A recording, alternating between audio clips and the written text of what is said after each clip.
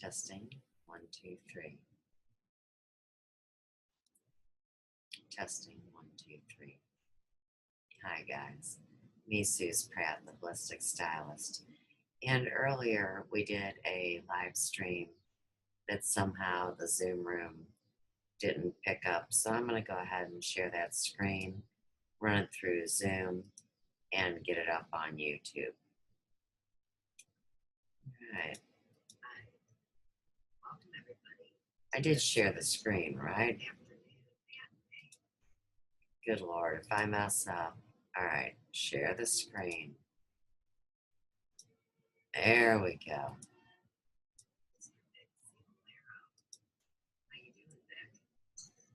Couldn't be better. I'm so glad.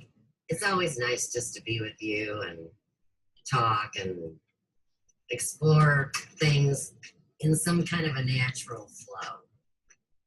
That's what I always look forward to it. It's always interesting, especially all the stories that you come up with and tell me about and stuff. It's always intriguing.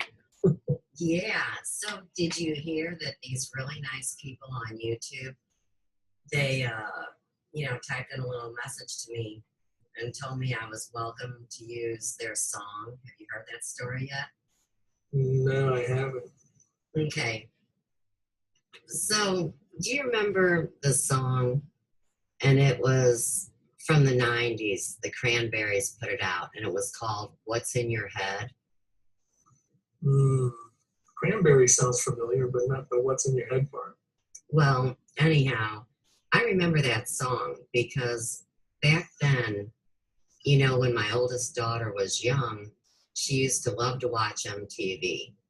Mm-hmm. That was, the thing that she would stare at, and especially at my friend's house where they had a big screen TV. So I remember that song. And this gal redid it, and it's really deep. But the thing that I never knew, Mr. Vic, was when they're in the chorus part and they repeat the same thing over and over, it kind of just sounds like a sound. But they're saying the word zombie. So it's what's in your head, zombie. Interesting. I know. I was pretty amazed. But they did some great work on it. So I like to open the show these days with that song. It's kind of our theme song when we're exploring now. And then, of course, I still do use a lot of Mr. AP's music, whether it would be Elvis's or someone that sounds just like him. I have a few places I can go for music. I see. Yeah, and then I was thinking on the first half of today's show that we could talk a little more about, lighter subject matter. Not gossip, because it is always the gospel truth, and I know these stories are wild, but I like to keep you up on them. Oh, I appreciate that. Thanks. That's that special part of the friendship between us, and there has to be witness as to what really happened, just like how I've talked about it before. If I agreed to this process back in September 1st, 2014, and come to find out all of my dear friends, including you, would be well-versed and intelligent and heartfelt. So if you got put in the position where you had to do a tough job, like say what you knew about somebody that was telling crazy stories, Uh-huh. Right. It would be like me being the still point in the center of a circle, and y'all are like those pixie sticks, that intersect and meet in the center. And have this different range of experience. So I always want you to know what's going on, and we've traveled this road the whole time together.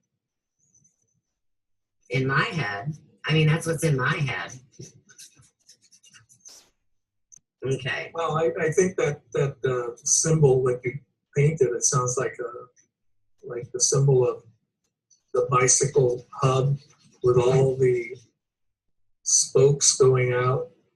And, I've seen that I guess it's what would it be, a metaphor? Or no, it's not a metaphor. But anyway, I've seen that before, and it was referring to the inner master of the individual, and that the inner master stays in touch with all his disciples and students, or whatever you want to call them. But then as I went through the WingMaker materials, I realized that I'm the inner master. That's In other words, that's really me connecting to my other, all my other levels of existence.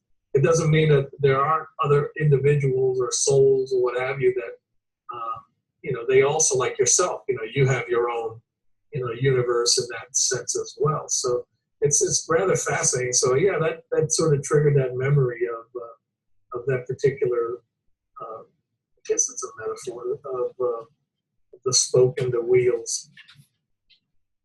Right. Well, lately too, I've been doing these shows where I'm referring to this book from 1938 on etiquette. Mm-hmm. And, I've really never thought that I had etiquette. I'm a little brazen and Yes, well, I speak the way I do. And You mean there's nothing in there about your food fights? no.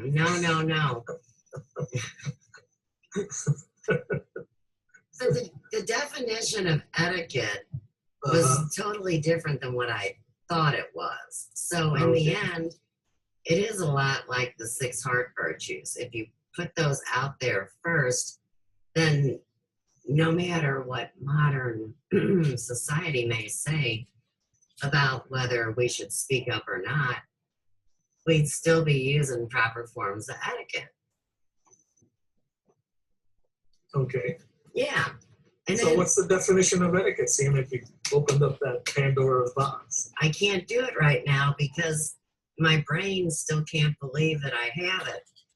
And so it's, isn't that funny? Because it does take, like, say, 100 times they would, speak of By the way, actually. that's one thing I like about you is that you don't take yourself seriously.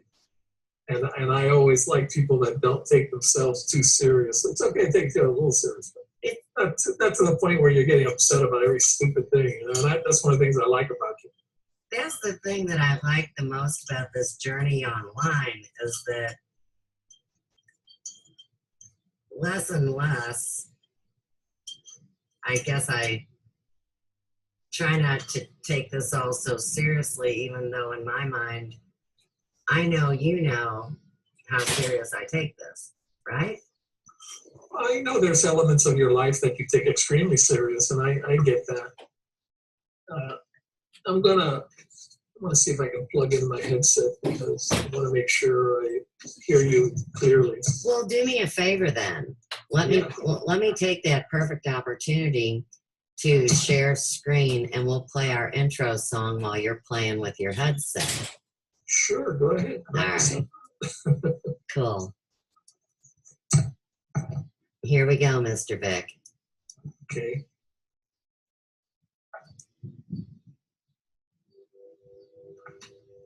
Yes, I did see, I started looking at this earlier, Cool. but I didn't get the chance to finish it. Well, it's very relevant to our lives today, of course.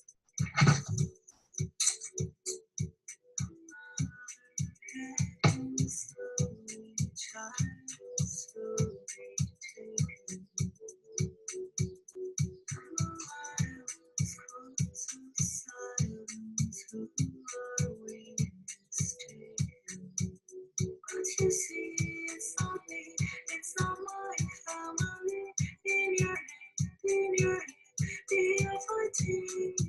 Weather tanks and their bombs, and their bombs, and their guns. In your hand, they are crying.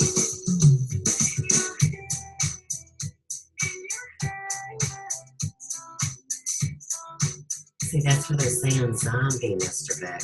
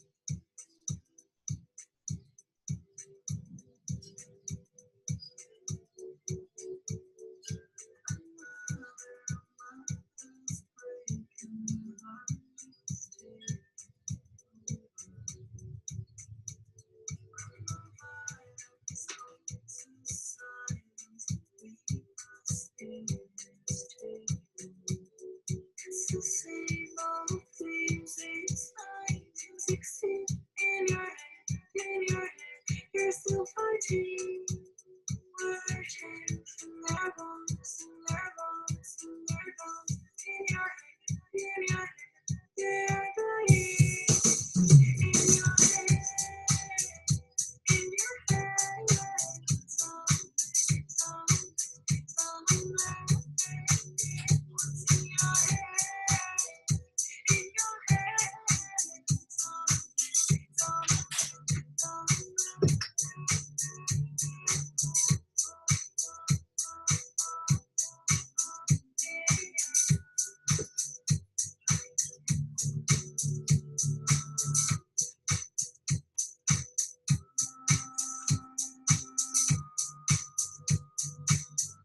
It's good artwork.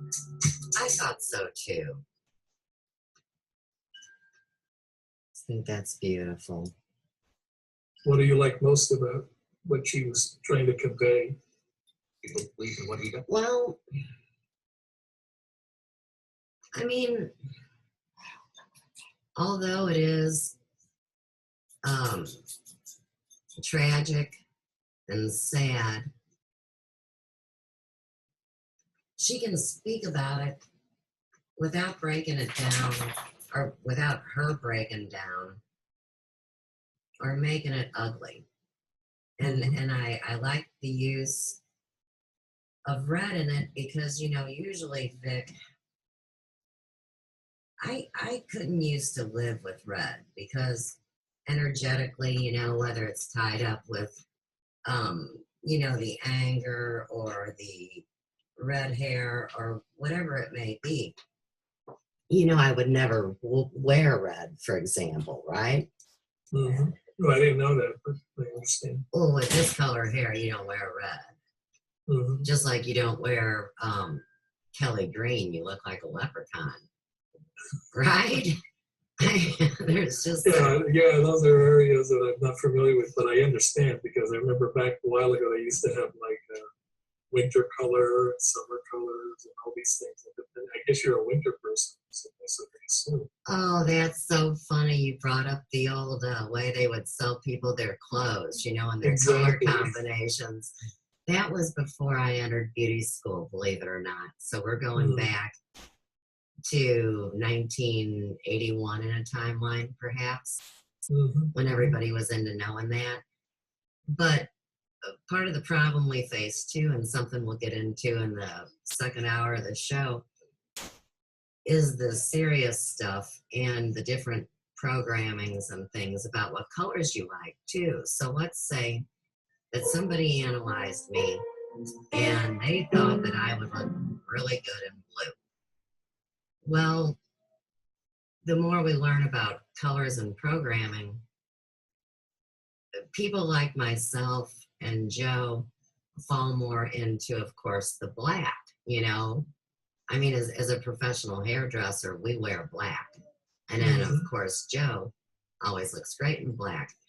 And like it was pointed out in these different programs of control, when you're involved in metallurgy or crystals or metaphysics or anything of the spiritual realms, black will be one of those, you know, control colors theoretically. So, right. So if you fall below, now, okay, so I said it the way I heard it, which was if you fall below 250 on this scale, that you would be easily programmed voice to skull without any kind of electrodes or machinery involved. So now we're talking about these different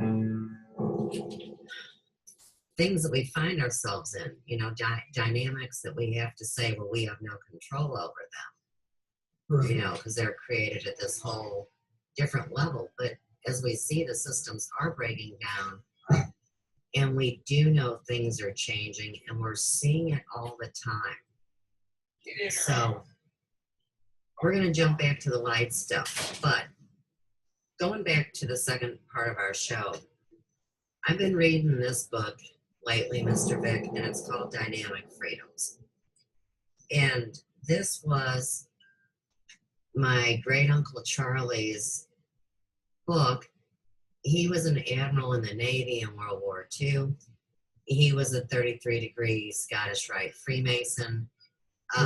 Bing, bang, boom.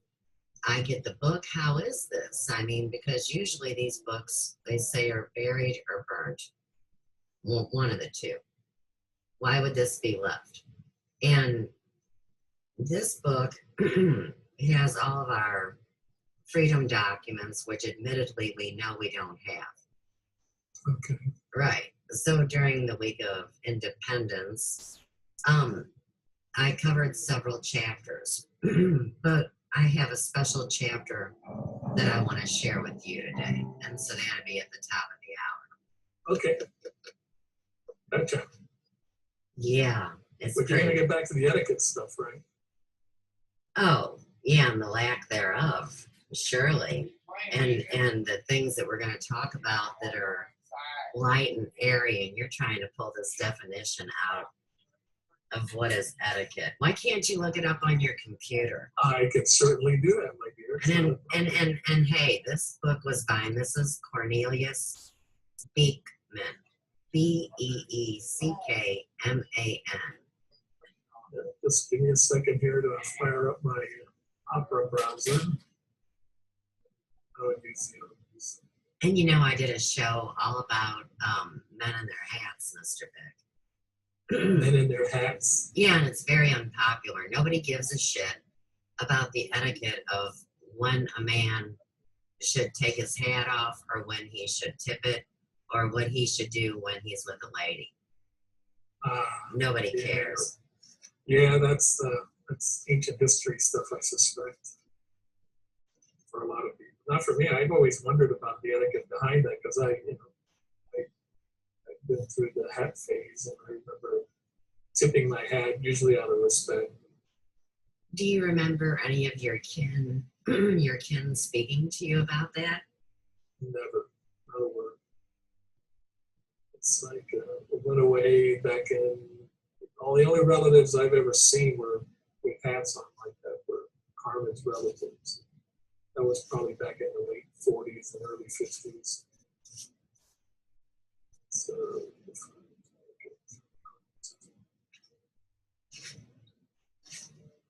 Well, I can't just sit and look through this book and not find it. So I'm just going to have to wait for you to tell me about etiquette. Should be, I'm almost there. Etiquette is a code of polite conduct. If you practice proper etiquette, you are less likely to offend or annoy people, and you may even charm them. That's close enough. Yeah. Yeah, it's a code of polite conduct. Okay. But sometimes with etiquette and politeness, of course, we wouldn't speak about these serious subjects because it would offend people's delicate nature. So, But I think it got crushed with politically correct. I mean, I don't think, I think it was already pretty much a done deal. Hold on a second. yeah. Can you hear me if I'm speaking to you? No, this thing wasn't on. Oh, okay. No, but today it's like etiquette seems like it's passé. I mean, nobody gives a shit about polite conduct because they'll say, oh, you're just being politically correct. I was going to say that sounds like a way that they spellcast and turn the word into politically correct. Exactly. But anyway, I think that's probably where etiquette went out the window. Not that it went out entirely. I think people just by nature behave with proper etiquette just naturally, at least the good ones. Well, the the definition in this book was definitely different than the one you read. It was shorter. And after it was read, I thought, well, wow, I really do have it then if you apply just those several things. You can see Joe's here now, or part of Joe. What's going on? Want to say hi to everybody with your face, or they just get to see your body? Have you ever got to see Joe, Mr. Vic? It's been a long time, hasn't it? I've seen him in passing. Let's put it that way. Hi, everybody. Hey, Joe, everybody. How you doing, buddy? All right. Looks like he's going somewhere. Looks like Joe's really excited. He's putting a swing together for his mama. Oh, that's good. I know. She's really cool, Grandma Mary. We talk about her a lot. Yeah, Saint Mary, right. Married to the devil guy. And Joe's the son, you know? Mary and Joseph, and this is what came out. Right. And Lord knows, you know, what I am. And Beautiful that's, carpenter. yeah, That's right. Son of You're a Mary carpenter Joseph. by trade, right? yes, absolutely. A great profession. We were talking earlier, Joe, about how many broken bones you had and how when you broke your own bones, you didn't want to tell your dad because he might break more bones, so you put yourself back together.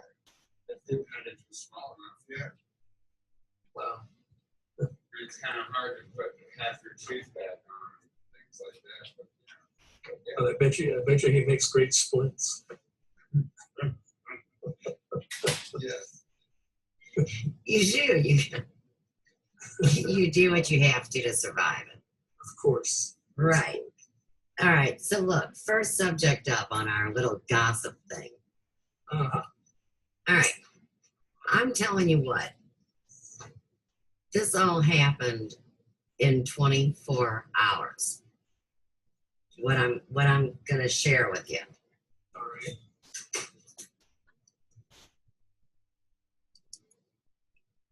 Okay.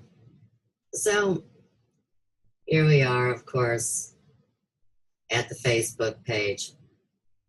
And it was late in the evening. And I was checking my YouTube. And all of the YouTubes are animated now. Well, not all of them. Probably about 70% right now. Have you seen that? If you go to YouTube and your cursor is on your selection, all of a sudden it's moving or dancing. Oh, the emoji stuff? Yeah. No, okay, all right. So when was the first time you saw that? Oh, I saw that early in the computer, when the first computers were coming out. No, Oh, yeah. no. That's, No, this just happened. It's not. When you say emoji, do you mean one of those animated goofy dancing things? yeah, it's animated. It's a GIF, I think. Like, No. those are the ones. Are you referring to, which one are you referring Oh, to? Mr. Vic. Let me show you then. All right, I'm here. I hope the computer can take all this. It's been kind of intense. You're still on your Mac? The big one, sure, whatever. It's an Apple, right? With the bite out. For that machine, there shouldn't be a problem. Believe me. Yeah, whatever. Okay, you watching? Yes, I am. All right, now see that one doesn't move, okay? Oh, did you see that one move, Mr. Vic? Yeah, I saw it. Yeah. Look at that one move. Oh, okay. Yeah, I see it. Okay, so this happened for the first time during this 24 hours. You see what I'm talking about now. Yeah, I was noticing some changes in some of the interface that I have. They've enhanced them. Oh, good, you noticed that now. Oh, yeah, I'm very sensitive to those changes. Yes, okay, so now we can both agree that this happened within the last 72 hours. I would have to say that you're probably right. I would bet my integrity on it. Yeah. And why is that significant, the 72 hours?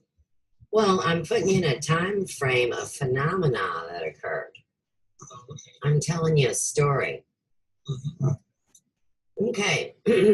So we know all the horrors about how terrible all of the stuff is going on, like with Facebook or Google or the data collecting. But we always have to remember that there is still a spark of the divine, a spark of goodness in humanity. And so, in any institution or government, no matter what you would think about it as an overall statement, there would have to be good people there at work. I believe that just like with the takedown that I personally am being held witness to and I am involved in with the outing of these fake alternative media people. Because, you know, I got involved in that when Randy Moggins pulled me in. And it's been great. So, anyhow, there has to be good people. So, I see things improving online. And I do see them trying to clean things up. And that's this story now. And so, you know me, I rush into that Elvis phenomena. I get ran around in circles. I give my whole heart and all my energy and realize that this guy is a carny, a con man, a confused individual, a fragmented piece of something. And then you know what I realized, Mr. Vic? It wasn't nothing more than a computer program or a matrix like we speak of. So check this out. If you have 9 layers, because we know everything isn't 2D and flat, if you have 9 layers of experience that you come to understandings through, all right, when the guy talked all mumbly peg, I wanted to say it was because he was a different nationality than me. That wasn't it. It was an artificial intelligence algorithm, like a computer program. Okay. This goes back to the whole thing on the beginning of the journey about whether you are an artificial intelligence or whether you're an organic intelligence. Okay. And how do you vibrate, and what is your true resonance, and what are you here to do? Because on that channel, I had identified 4 different frequencies, 4 different energies that would speak with me. Okay. So that first one was like preschool level. And they see how long it takes for you to figure out that is an artificial intelligence. That is an obstacle. That is a stumbling block. How long does it take? How does the person register? How do they feel about that? What do they learn for their journey? And that's what happened with me. So different levels opened up. Now, why that's important is because poof, his channel is gone, Mr. Vic. So you know how the story goes. That maybe one of my jobs, and you ask why, is to shine light on these people that are doing wicked things. It's for the sake of humanity's survival and for people to be healed from their trauma and to come to terms with things that they will never be able to control or to fully know. And that is not why they are here to have that experience. You know what I mean? The experience isn't to stand on top of it and overstand it and judge why things were like they were. It's to live it, right? Uh-huh. All right. So I want to show you. I went to my playlist because I like to check in on things on my YouTube channel. There's a lot of people that play games. And here's what I saw. Oh yeah, that's from Davis Okay. tearing out fucking paper too. Here you go. martial arts program in 7 months.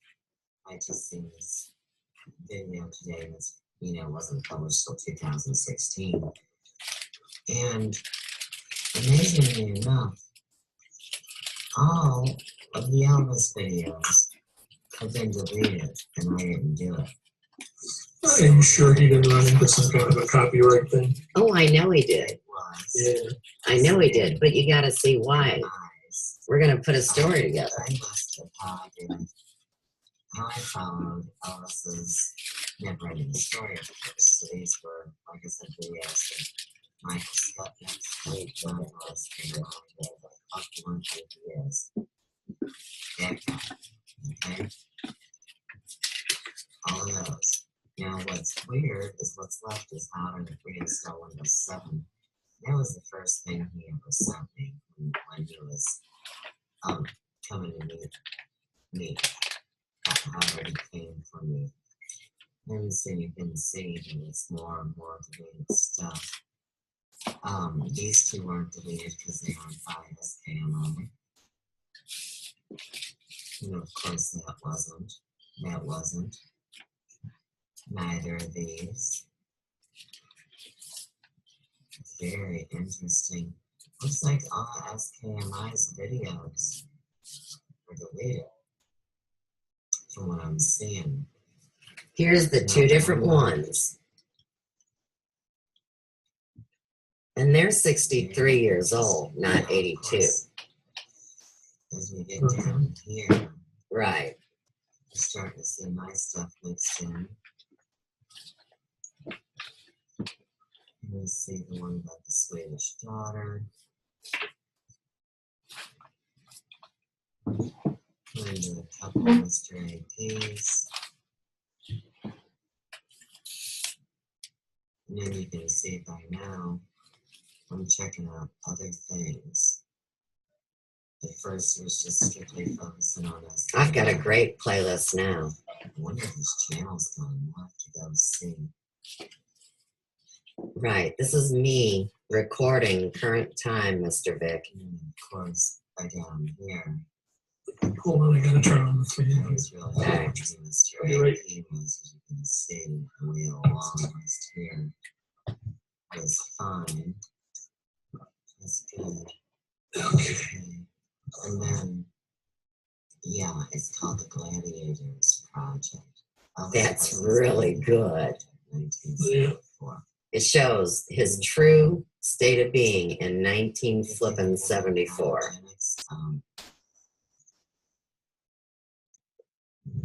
Video recorded before that came. Yeah. What a trip. Alright, so let's go to the search. Let's do it, man. Hopefully he's done. Huh, how about that? He's gone. See now, here, right here, would be my video that I did. Yeah, SKMI is fucking toast. Wow. Good work, Suze. I'm proud of you. So what made you, what specifically made you come to the conclusion that you're being deceived here? Oh, well, remember, this is all an illusion, and it's not as much a deception as it is a way of communication that is way beyond our imagination, which leads you back to all the programs and all the problems and these different ways of existence breaking down. And then you have to ask what's left. So when we talk about this whole phenomena, say of online, leave Elvis out of it. You have all of these people that are not representing truly who they are. and they cause interference. They hurt people and they lose energy or money, whatever it is they're looking for. And if you have an internet that demands that every son of a gun be tracked, poked, prodded, held to a certain level of etiquette or behavior, then why doesn't it happen online, you would ask? And the message I'm saying is it looks like it does work that way. And these people are being found out. And I like being a part of it. Waste my time and try to suck my energy. But see, I learned so much from it. And there really is two Elvises. One has a spelling of A-R-O-N. One had two A's. It validates both birth certificates. It makes sense. We've seen two. One international, one stateside. Stateside was a mind control program. So what is this like, in your opinion, like that Mandela effect that people talk about? Yes. Mm-hmm. And then it's also, okay, so we talk about these different planes of existence, right? And we both know that that's real and true, and we accept that. So at this key point, whether you look at it prophetically or whether you look at it scientifically with the whole CERN thing, that was the point of it, was to merge different timelines and realities and levels of existence. And you always need a human face to tag a concept to. And all I can say about this whole thing, Vic, is that these experiments started the same year that Elvis Presley was born. Okay. We know all the different arms of these programs. He fits into every one of them. It keeps people separated and angry, just like race or socioeconomic does. Because, of course, those are involved in the story, too. So it doesn't matter which way you turn in this story. If you have people wanting to personally strangle me for even speaking about it, then you know that they are controlled by the program. But in the same manner, and this is pretty creepy, but it's true, is that this artificial intelligence that y'all been playing with for the last 30 years, you know, all you guys, you know, out there in the world. Yeah, I'm familiar with a lot of it. Right, you've lived it. So this artificial intelligence, you've realized, has received your input and created certain structures or beliefs, but ultimately they want it to be able to discern a human's emotions. You know, these artificial intelligence, these robots they have working at the hotels in Japan. You know, the plasticized sex dolls and all that crap. They have an agenda. So if they could give it an idea of why humans respond emotionally the way they do, then they could control that aspect of humanity as well. Would be the way I would see this thing. I think that's a really huge topic. You know, AI, it's been around for at least 40 years. It's very right, and this is it's getting now because of the advances in the technology, electronics. It's starting to become more and more viable. You can just see how some of these robots that they show, they're becoming more and more human-like.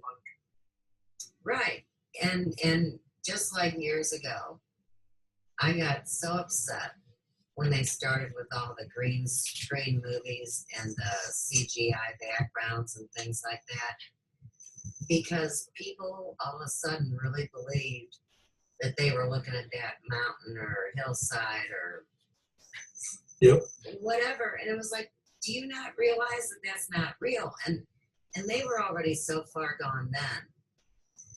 So theoretically, whatever is happening with these manipulations, it would seek to gain your intelligence and your being and trap you within a matrix cube structure.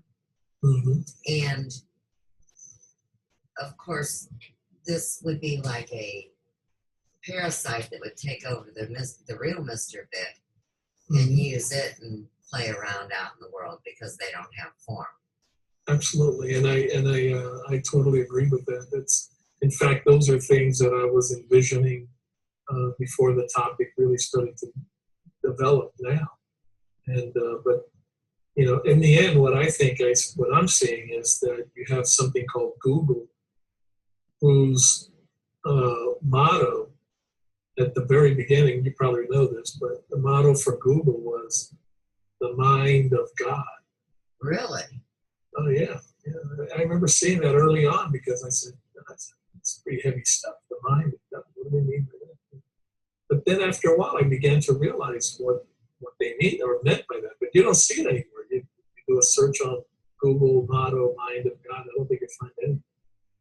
But I thought pretty much that said it all because that's exactly what they're doing. They are now, they've even broke off. They've grown so much. I think the company now is called Alphabet or some shit like that. No, I saw that. Yes, yeah. So anyway, you know, and I started thinking, the mind of God. What does that mean? Because in order for you to have the mind of God, that means you have to know everything about everything. And all they're doing now, it seems, is they're just simply trapping or capturing all the data they can from every conversation, from every phone. And for them, it's just a matter of data gathering.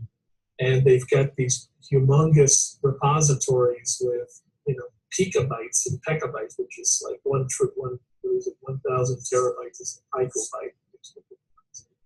Anyway, and you have this, and you probably have whatever goes beyond the picobyte is probably a petabyte or something.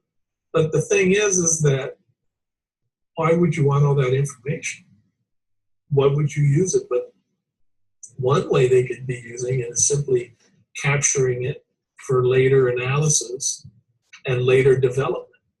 right. So they can then turn around and say, well, you know, we know everything about Suze because we've got all her videos, we got all this and that, and we've digitized it all, we broke it down, so now we see voice patterns, you know, all these patterns can be then mined, as in data mining. And from there, they can literally create a clone of you, and no one would know the difference. Literally, at least an online clone. No one would know. I realize that, but you know that the approach that I chose to take on this journey somehow kind of messed up their algorithm because no matter what, they can't predict what I'm going to do, which is a beautiful thing, and that's living in the moment because I always go back to thinking about when Mel V at CCN was ragging me out. You know, they were saying that you should have your guests lined up 2 months in advance and know what you're going to talk about. Mm-hmm. Well, wait a second. That's putting you back in that cube and doing a spell cast and proclaiming how you will be, and how can you be current and up to the moment if you are planning for the future and creating a dialogue that hasn't happened yet. Whereas if you're living in the moment, connecting, you know, heart, brain, and doing this dance that we do, it does manifest and create a reality that is beneficial for all versus the way that they say that the other group of humans have cheated, which is misusing artificial intelligence. And the way it was explained the other night, I totally got it. Okay, so I can't stand those dopey video games, and they do have my son trapped. Well, in the video games, the kids, if they think they're going to die or something, they can hit some reset button and get a new life. But it's like cheating the game, but you can't cheat the game because whoever made the game knows you should get through the level in a few hours. But like these guys are getting through it in more time than it should take, but they're living, so they don't have, it's cheating. So if this group cheats with their artificial intelligence, with their technology, with their science, with their control, with their power, whatever it may be. But you could also argue that cheating is part of the game. Right? Not for the organic humans. Well, the reason I mention that is because I remember in James, that last Neruda interview, he kind of got into the area of, what's the point of all this? What's the purpose? And what he basically said was, it really doesn't matter because in the end, soul being eternal, it doesn't make any difference. It's still eternal. You're going to eventually, no matter how bleak and how bad everything is going to come to an end, and you're still going to be soul, which is true. Okay, and that is true, but this is also true. See, you have people that their eyes are open, but we know that they're really asleep and they don't realize that they're living in a dream. Okay, if those people knew the truth about themselves and could accept it no matter how ugly it was, you would have to say it was beautiful because it was true and they would be fine in that. Mm-hmm. But if they don't know and then they see it for the first time and it blows their head off their shoulders, that's going to be a different reality that they're going to be in, and I think they prefer the other one. Well, I don't know. Again, the paradox of all this and the stuff that really, I think, breaks the mind down is the fact that, we really live and reside outside of time. Yes. And so therefore, everything that you're experiencing now and ever will exist, and everything that existed in the past that you experienced, it's all in the moment. It's all in the now. And so, it's a question of, well, where do you want to focus your attention? Now, if you want to go through the process of being a human that says, well, I'm going to have to go through all this pain and agony because I'm not awakened yet or any of that, that's fine. Go ahead, because in the end, you're going to wind up going through the experience, growing from the experience, and if you're really lucky, you get to expand into something greater than you already are, which is already something really great. Right. It all depends, you know what I'm saying? That's the paradox of this whole thing. And if you get a proportionate positive amount of bliss, you would have to have a counterbalance of understanding what pain is. And they say, especially when you've been put through the programs, this was done to prepare you for what you would do throughout your time. Okay. Part of the job. But everything that you will do has already happened. Right. So the only thing you're going to get out of it is the experience, because it's already happened. So therefore, it's a question of tuning into the experience in such a way that you get the max out of it in the particular time, right. Elements that you're working with. See, and in my mind, I do. That's hence all the great stories, right? Mm-hmm. Okay, so let me show you something. Let's take it to the next level. Because we're going to stay on this one subject, and then I'm going to take you to the next one. So I see that. And you say, okay, Suze. And of course, being a policeman's daughter, I especially take interest in it when they're a little bit on the freaky side because you know what's going on with the trafficking of children and the different things. So I do keep an eye on this. Yeah. All right. Here's what I found.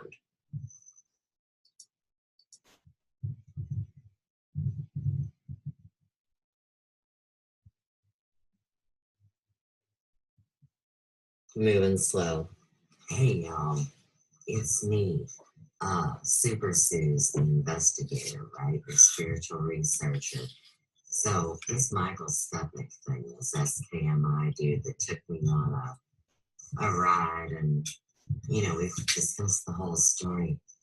But anyhow, you know his old Facebook is gone with his 1,200 friends or whatever, and here's his new one, same spelling. Oh no, he's changed it. Put a C in there. But he sure does like Ellis, so let's see if we can find out something about him. He's this young, hot-looking guy with a big bicep now. That's not the same dude I saw before, but let's just move on. Graceland, some silly little baby bear photos.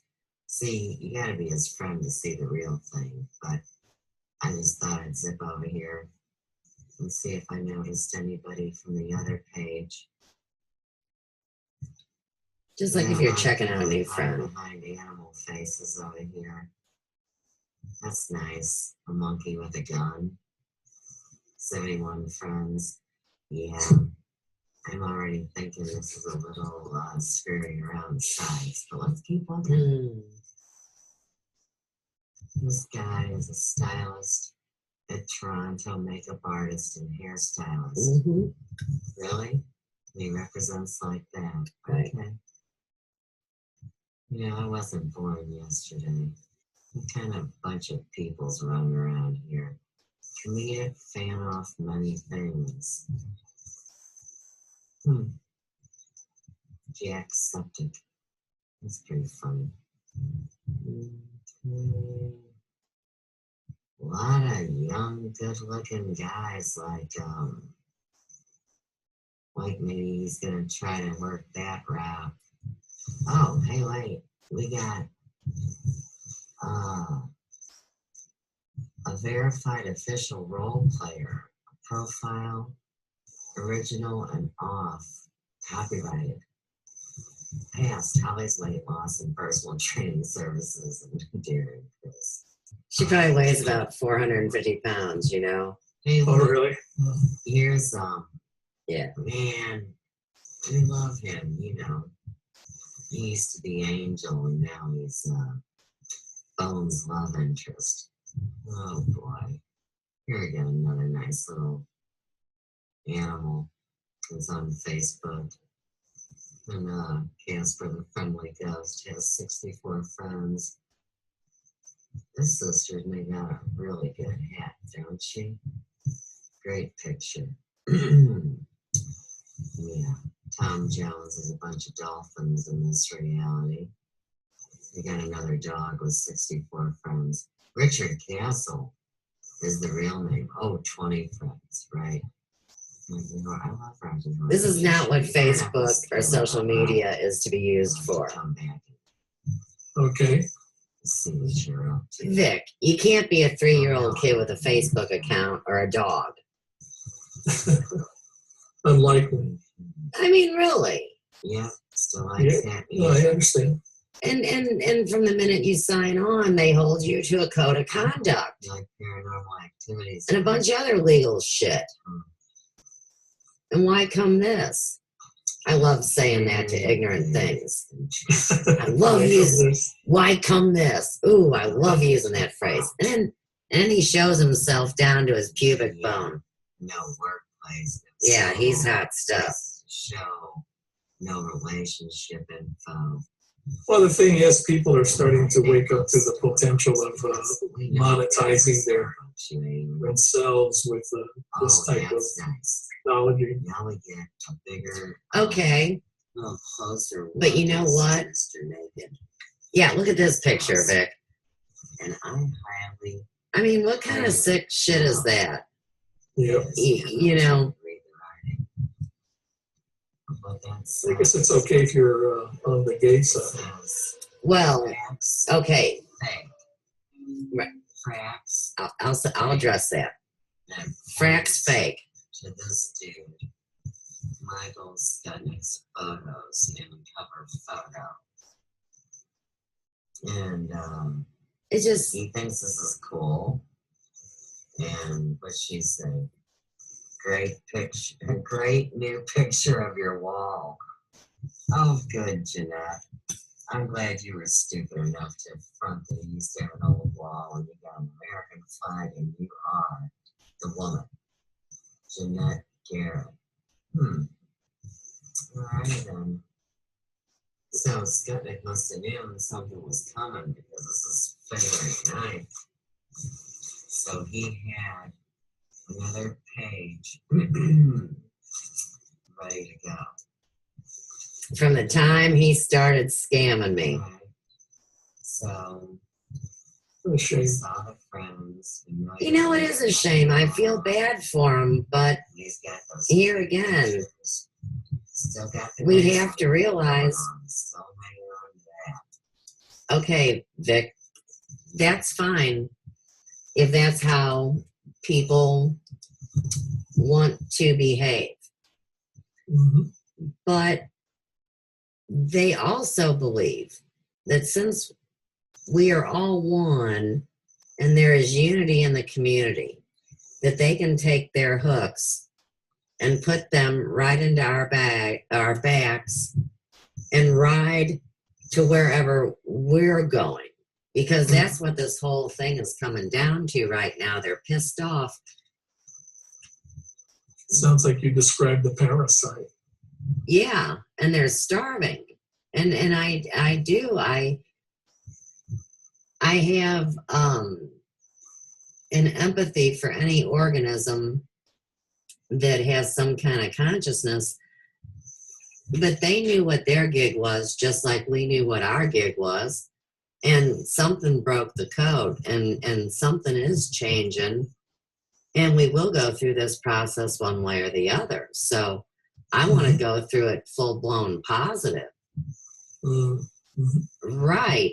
And that's what I like about living in the moment and the eternal now, because I needed to catch up all these things so I could be prepared for what's coming in August as we go through the eclipse.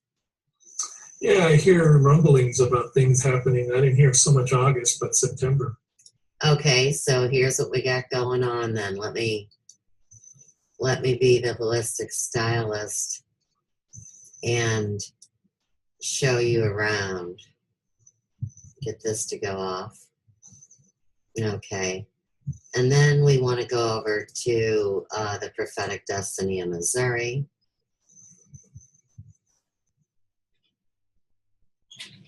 Okay.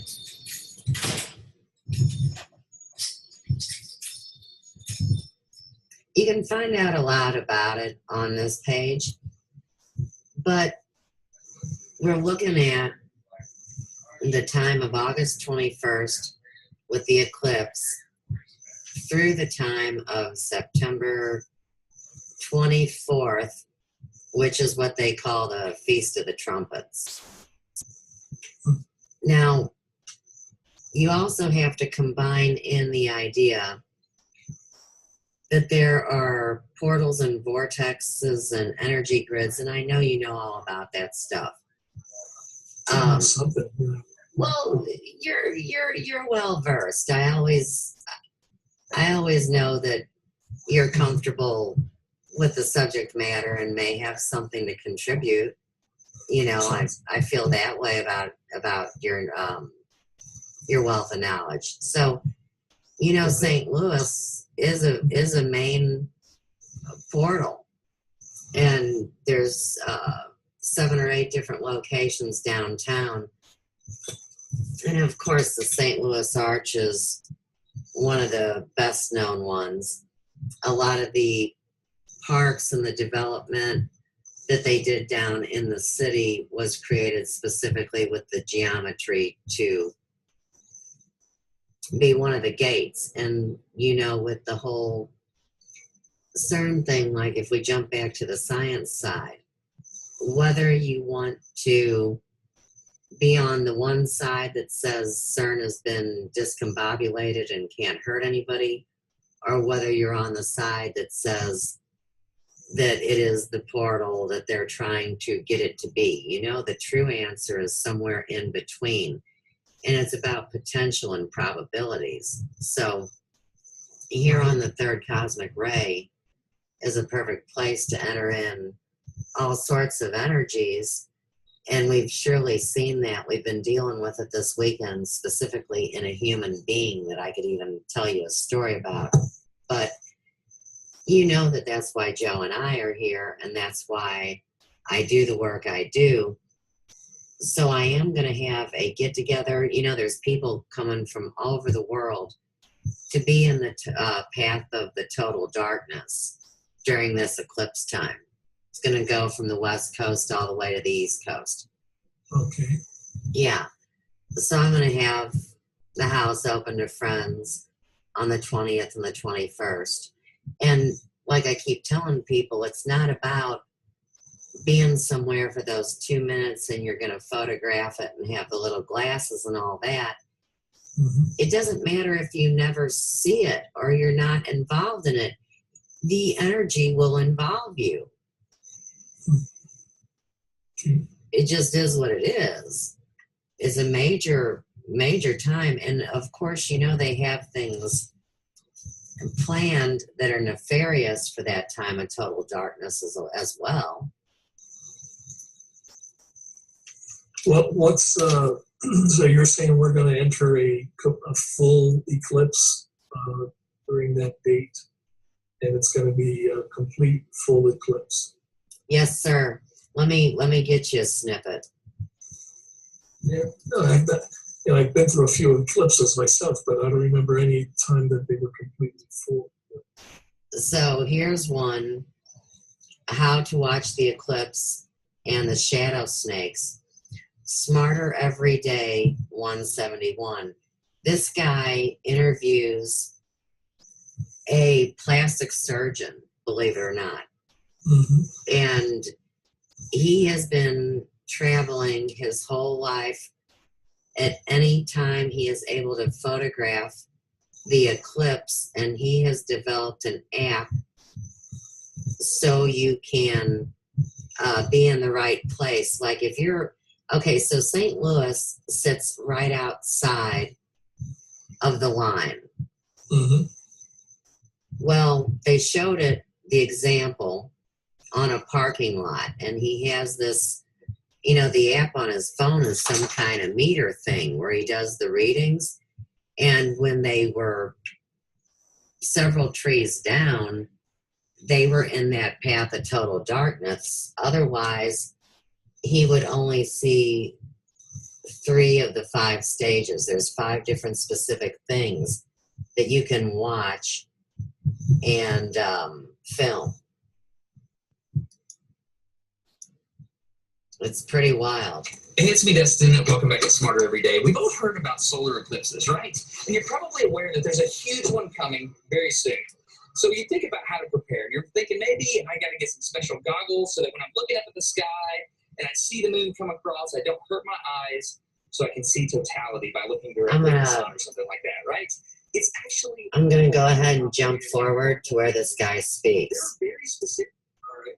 When I show you the world maps of the eclipses that are going to happen over the next 20 years, you'll understand how difficult it is to get to a total solar eclipse of the sun. He started with the basics. He first explained how magical it is that our moon and sun are almost exactly the same size in the sky, even though they're very different celestial bodies. The moon orbits the Earth in an ellipse. This means that as it gets closer to us, it looks bigger, and as it gets farther away from us, it looks smaller. The really cool thing about this is that at the smallest size, it doesn't quite cover the sun, but at the largest size, it does. This means that there's two major types of eclipses. An annular eclipse occurs when the moon doesn't totally block out the sun. It looks like a bright glowing solar disk poking out from behind the moon. When the moon is larger, it does block out the sun. This, of course, is a total eclipse. Eclipses are few and far between, with only a few hitting each continent over the course of several decades. The red curves here show annular eclipses where the moon is smaller than the sun. So as you can imagine, the total eclipses, which are shown here in blue, are extra special sweet. If one of these is in the country where you live, you really need to figure out how to drive to it. These narrow bands where the eclipse shadow moves over the ground is called the totality plane. You have to be within the band to see a total eclipse, but it's not just okay to get within the band. Here I am, You're Mr. also Vic. need to get to the very center of the band. At the edges, the totality only lasts a few seconds, but down in the center, it can last several minutes. Gordon explained that the most important thing about wherever you're watching the eclipse from is called the contact times. C1, or contact time 1, is the exact instant when the lunar disk touches the solar disk in the sky. This is The moon very then continues to move educational. across the sun for quite some time. This can usually take over an hour. Then C2 happens. C2 is the exact second that the lunar disk covers the sun. C3 is the moment that the sun pokes out from behind the moon again.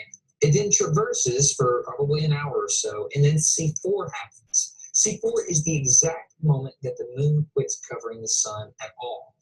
What I'm telling people to do is not miss the partial phase phenomena, which are the other things that happen before totality. Your surroundings change. The temperature changes, the lighting changes, the animals get confused because they think nighttime is falling.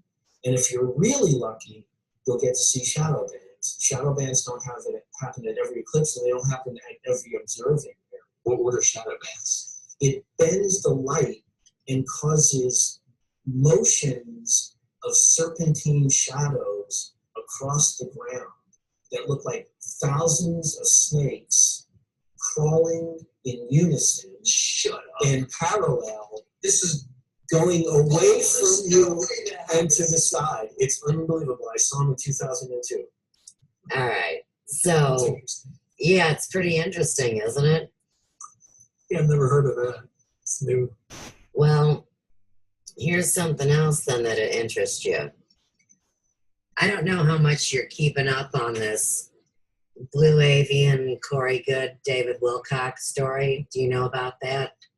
I know of David from many, many years ago, and after a while, I just sort of lost time. Most of the time. Okay, long story short, like I'm going to do it in under 4 minutes. Okay. Okay. No matter what his background story is, we now have a new head of Gaia TV. Well, the new guy is Gaia TV, but see, for the last 25 years, holistic people like myself bought things out of their catalog when it was called Gaiam, G-A-I-A-M. All the yoga stuff, all the workout videos, all the self-help books.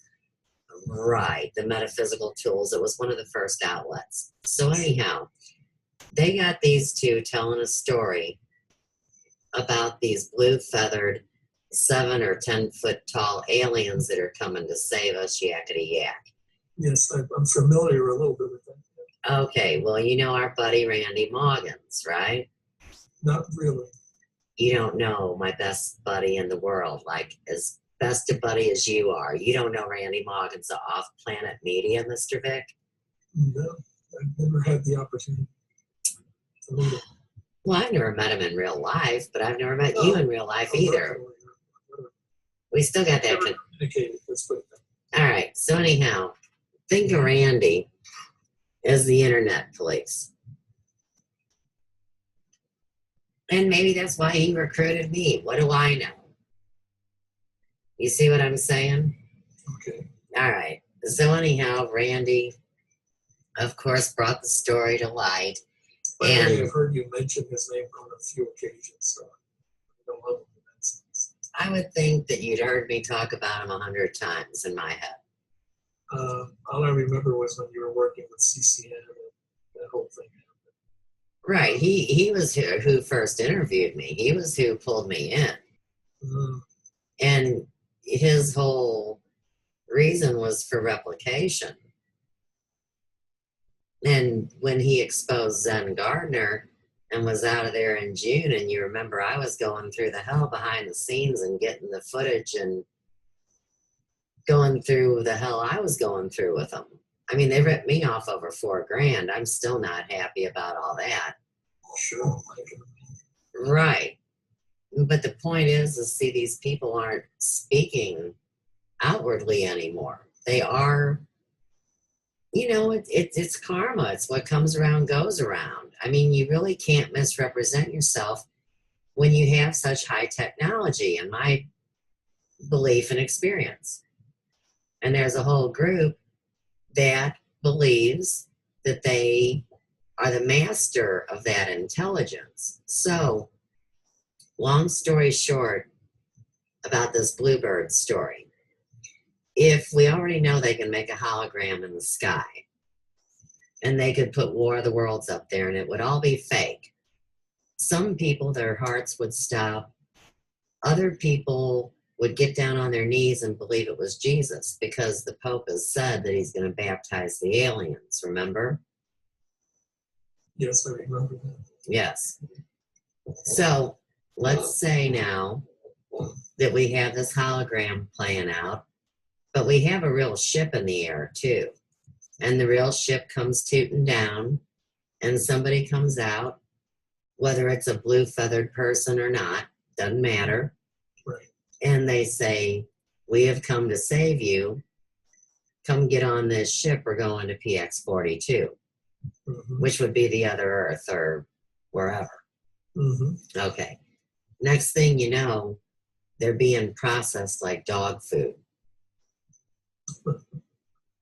It's like that old Twilight Zone thing, right? Yes. Where was it the end that says to serve mankind? Yeah. And they don't know that that's real. And why does that matter? Because like you said, everything is as it is. But what they're saying is that a lot of these images we see were never there to begin with, and that their natural time will come however to come. Right. Right. But, you know, there's a few good people that could get abused along the way.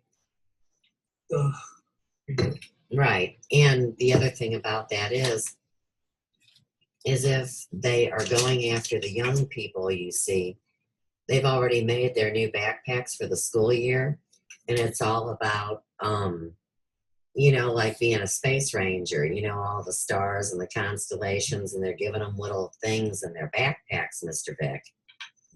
Interesting. And we know that all the things from the corporations are actually spellcast on before they're given out. So you think about a bag of tricks, and they've also come up with a video game. And see, David Wilcock is the big dude talking to the Blue Avians, and Corey Good is kind of like the super soldier guy, and they put him in a blue jumpsuit, and he's kind of like the space ranger. So they've already made a whole marketing campaign around this, and Randy kind of put a rock under their cart. They're getting exposed. They're full of Shedinsky. Never heard it put that way. Yeah, I like that word, Shedinsky. I always think that one's fun too. You know, I enjoy sharing it with friends. Okay, so let's go back to August 21st then, shall we? Oops, that didn't sound good. I had some reverb. What we're talking about here, this is very interesting. I say 3 years later, we have Corey Good, David Wilcock, and the Blue Avians. This is why the need for a positive, beneficial, live interaction with friends at the Big Yellow House, August 20th and 21st. More information to follow, maybe tonight. But this is a great one where they talk about Ferguson as a cover story for the Stargate, and this came out back after they slayed Michael Brown. You remember that story, right? Yep, the big black guy. That's right. And that was the first video that I ever did on YouTube. And you said fillet. What do you mean? No, Slade, not Oh, Slade. Slade. Slade. He was slain.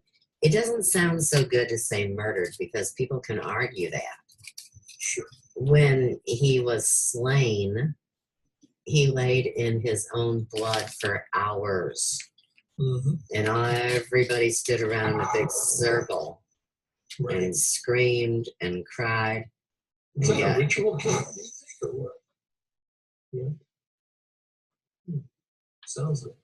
And, we've discussed the idea that all along the river here is controlled by the Vatican, whereas if you look on a map of Missouri, the large majority of it is Southern Baptist. Mm. In this town, I know the Vatican controls everything, and they're crumbling, and that's why Ferguson is crumbling. Really? Well, It's certainly a very controversial topic. I know I've looked at it quite a bit over the years, especially with the Jesuits. It's rather fascinating. yeah, and just like when I spoke about the mystery of Golgotha and about the idea that the man that we know as Jesus and Mary Magdalene, we've got an unstable connection. Can you hear me? Vic? Are we froze? We're froze. All right. We're going to have to do this other in a part 2. And I'm going to shut the live stream off. Yes, I am. And hit play. We're back for part 2 with our Dynamics Freedom book. And when we left off in part 1, before my mouse ran out of cheese, and before what happened to you, Mr. Vic? My system powered off. What does The that power mean? went off. It just went. There's no energy going into the machine. It was like pulling the plug on it. The electrical plug. And did that mess up your computer? Yeah. No power, no machine. No, but it didn't take any of your stuff away or release it. No. We were interacting, and everything was fine. It's just the inconvenience of having to reboot the whole thing. That's interesting.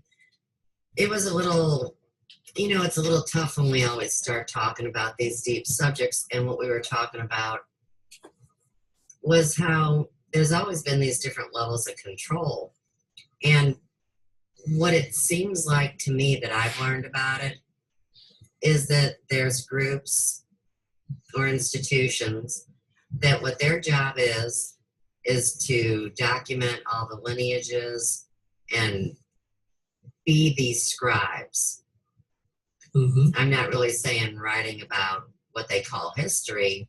I'm talking about a secret level kind of a thing, keeping important records.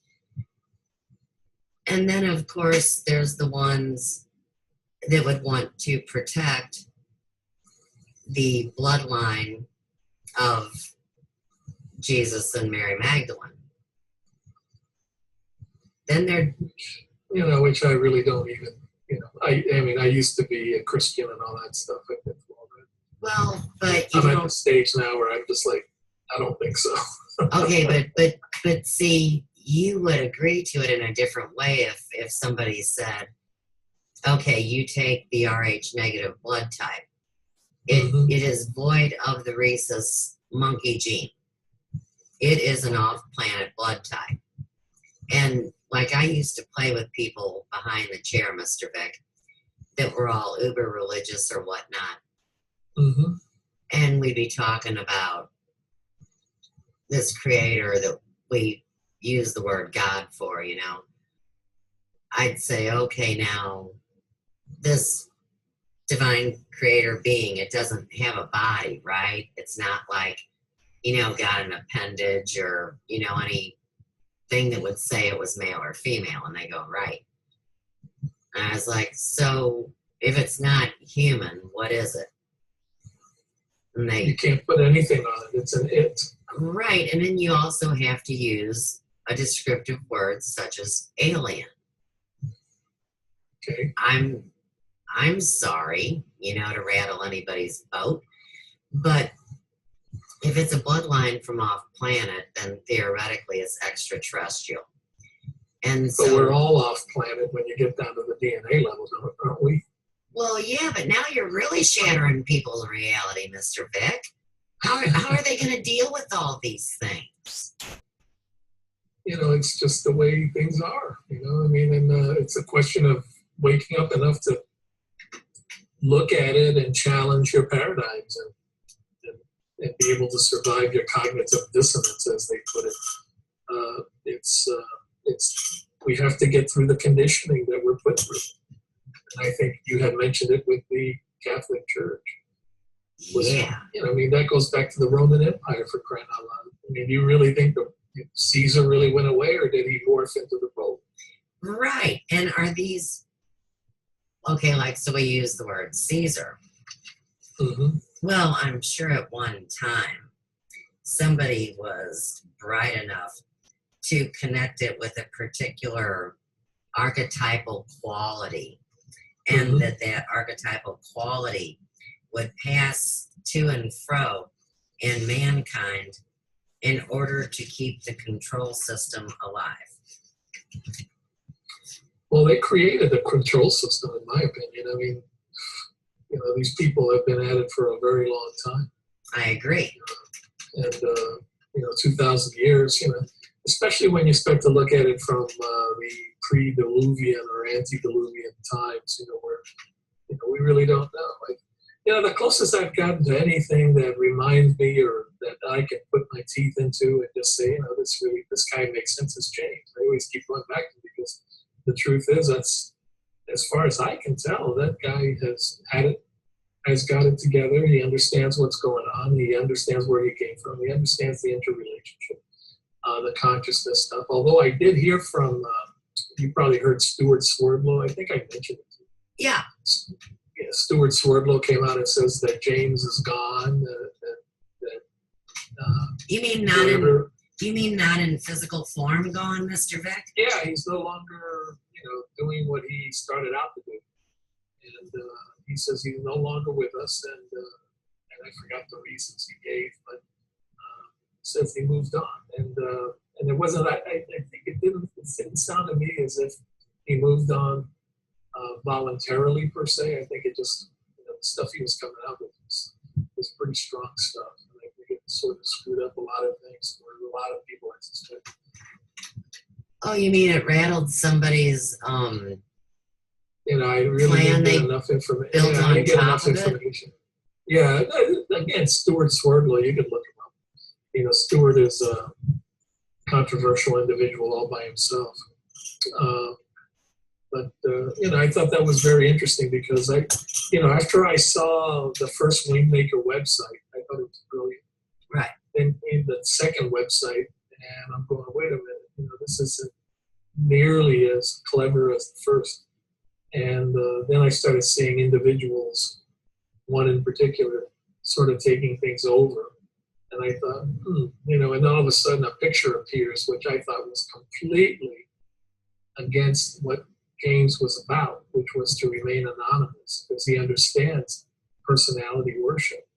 And so, that's as close as I've got to anyone today that I feel really is as evolved as anyone I've ever seen. So, no matter highly evolved anyone may be, they, as do all of us, have to encounter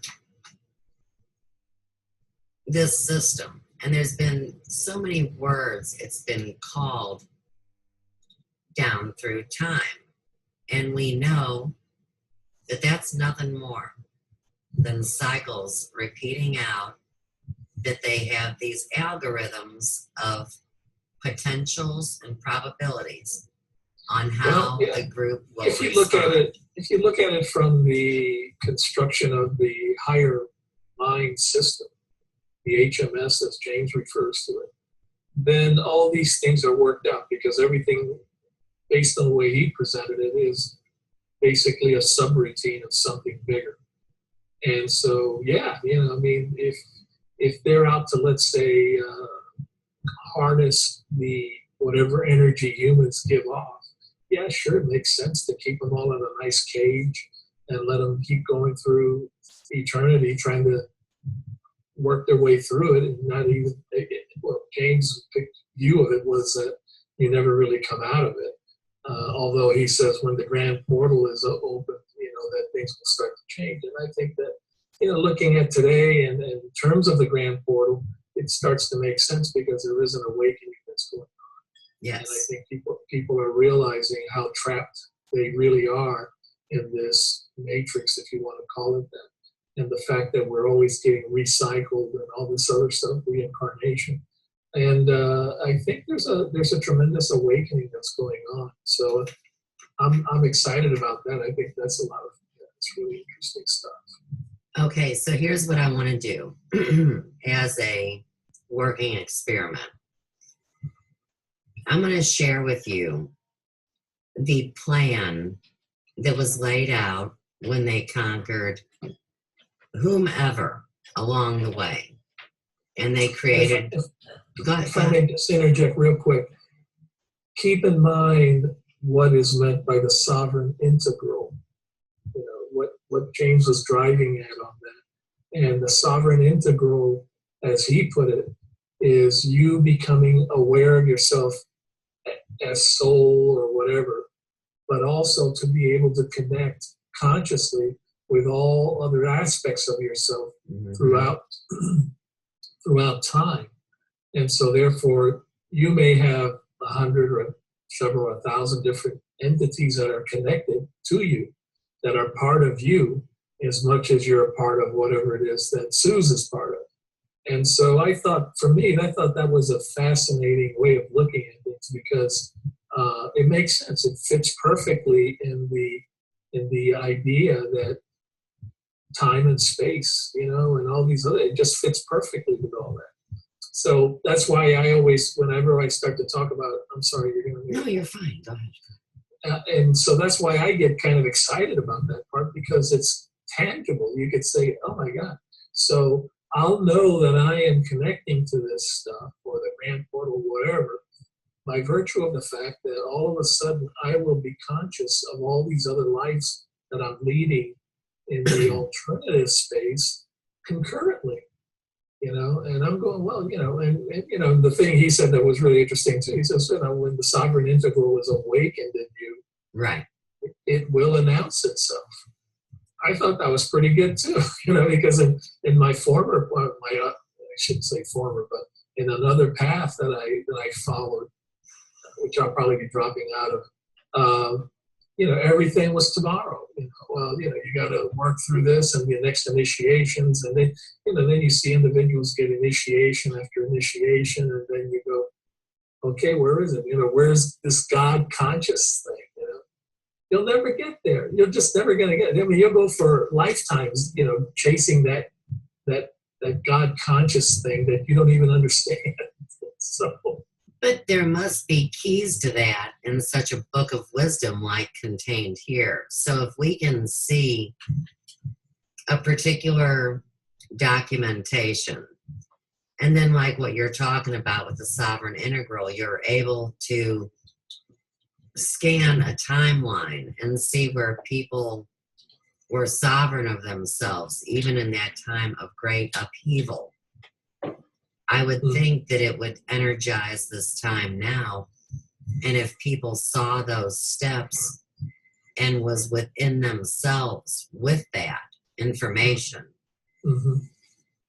then what arises in them is... Yeah, if you could realize it, sure. If you can get to that state where you actually become awakened to the point where you actually do see yourself across eternity.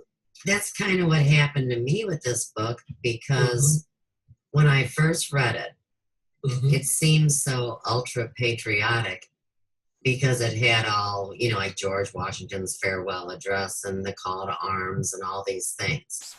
And as you move into it and they get into the meat of the book, which is a really bad word called communism.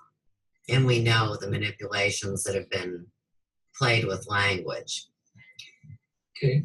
That was really the experiments that they conducted from observing what happened during that Tsar Revolution when the people just wanted food and water.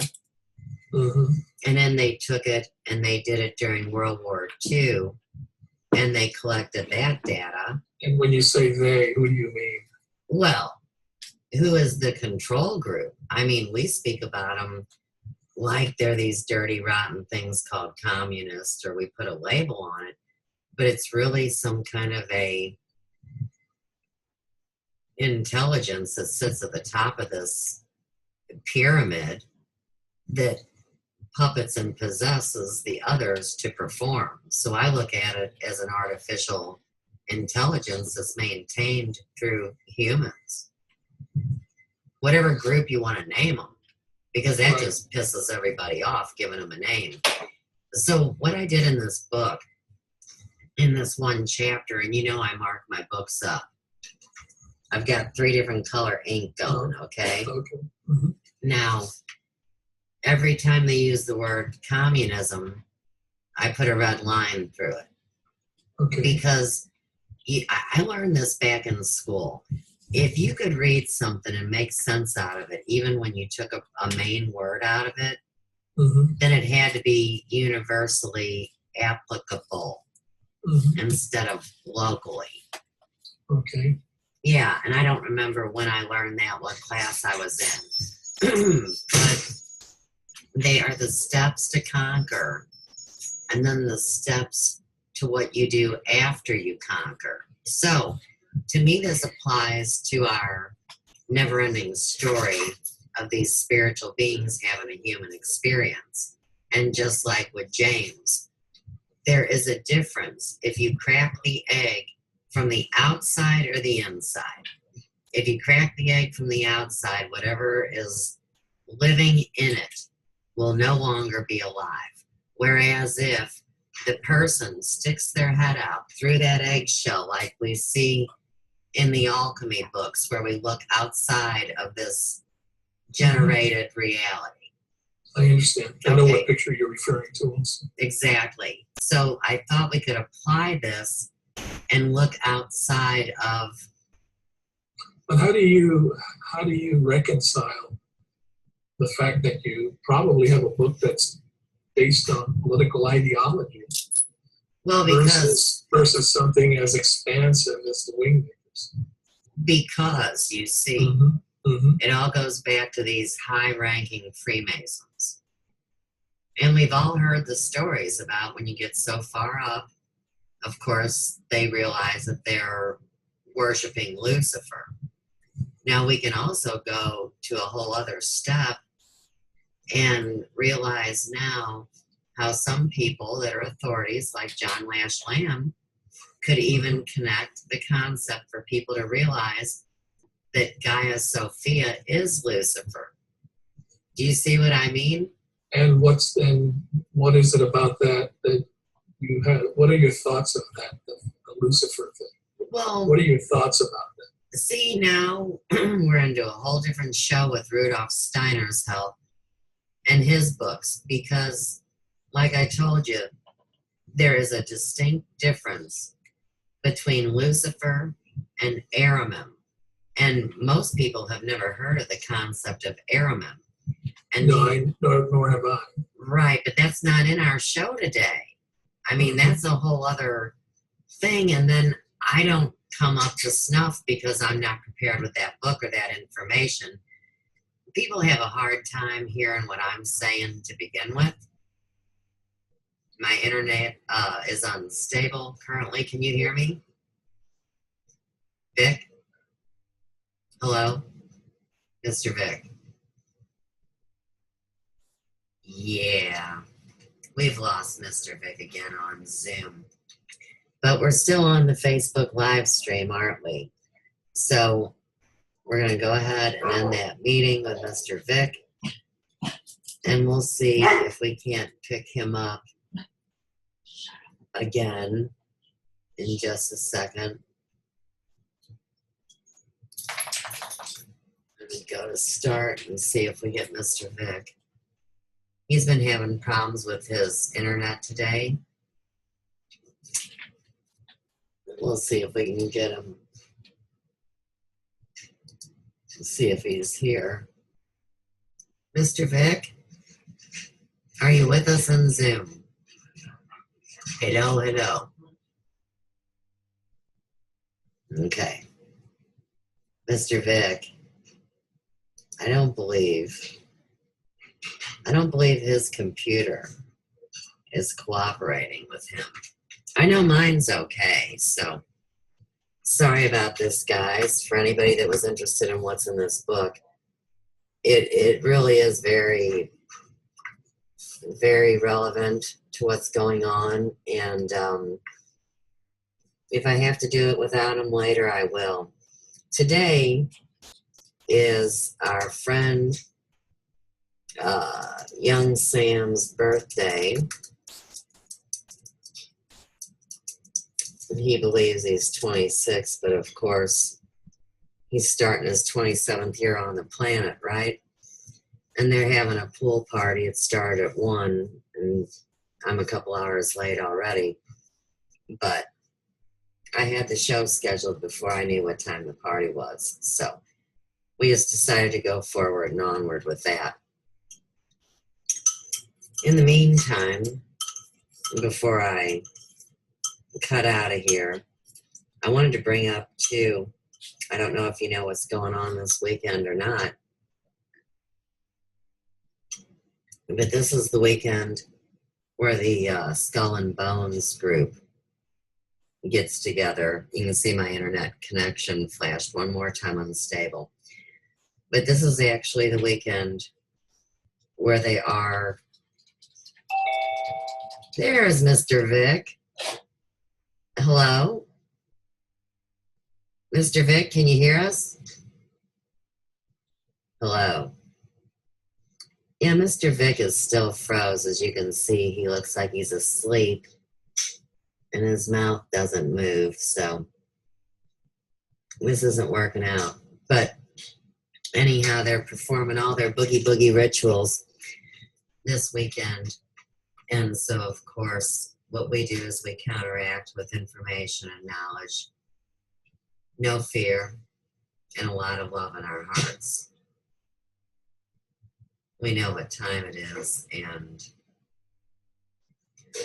it is definitely the time where we take a serious look, step by step, at how we have been conquered, and then what the steps are to bring us into line after the conquering. And I always think it's interesting. We were talking earlier in the show about how St. Louis is one of the main portals.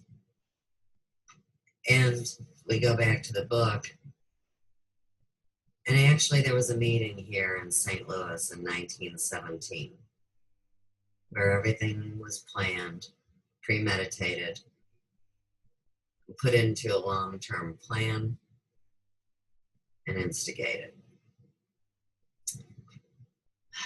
That's why so much has to come from the prophetic destiny of Missouri, the only state divided so everybody could fit into the box, right?